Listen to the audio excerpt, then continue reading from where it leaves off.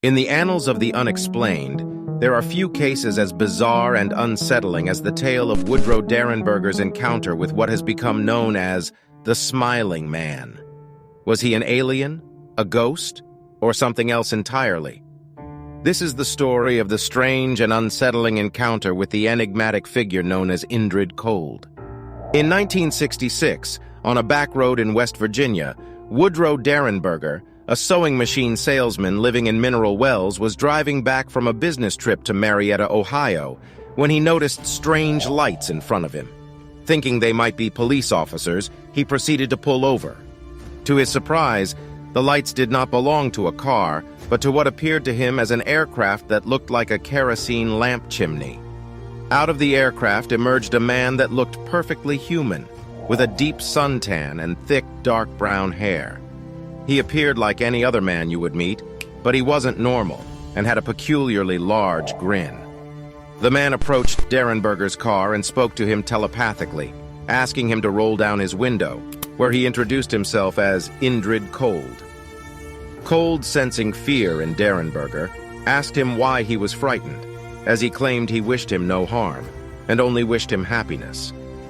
Throughout their interaction, Cold emphasized the importance of maintaining Derenberger's attention, urging him not to drive away out of fear.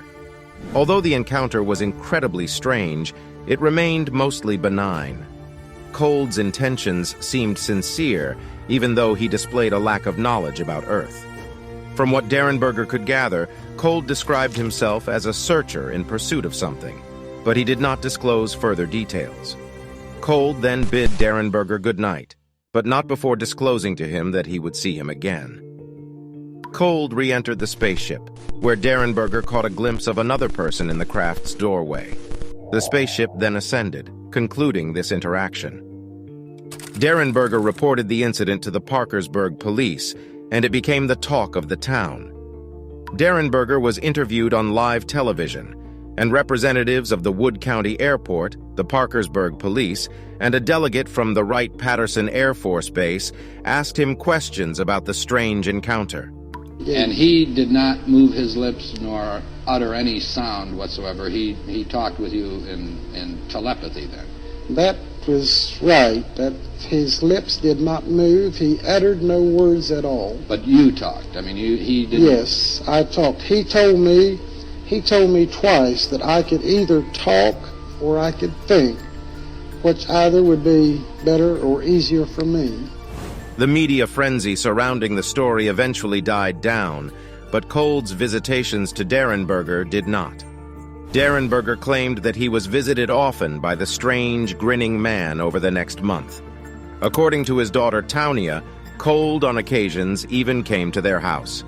Derenberger would embark on voyages to Cold's home planet named Lanulos, and these journeys became frequent occurrences. Derenberger started disappearing from his house for extended periods, sometimes days or even weeks, without anyone knowing where he went. At times, Derenberger could recall where he had been, but other times he had no memory of his absence from home.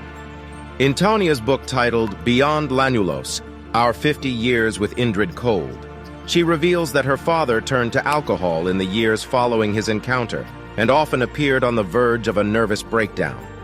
It remains unclear whether this was due to some side effect of the trips to Lanulos or a significant decline in his mental health.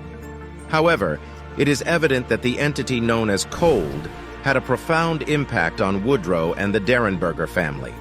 The Derenberger family would receive years of harassing phone calls, with Woodrow suffering from painful headaches and depression.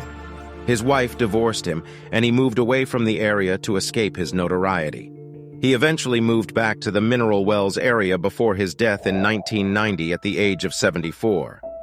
At his funeral, Taunia reported seeing Cold, who had also aged since their last meeting.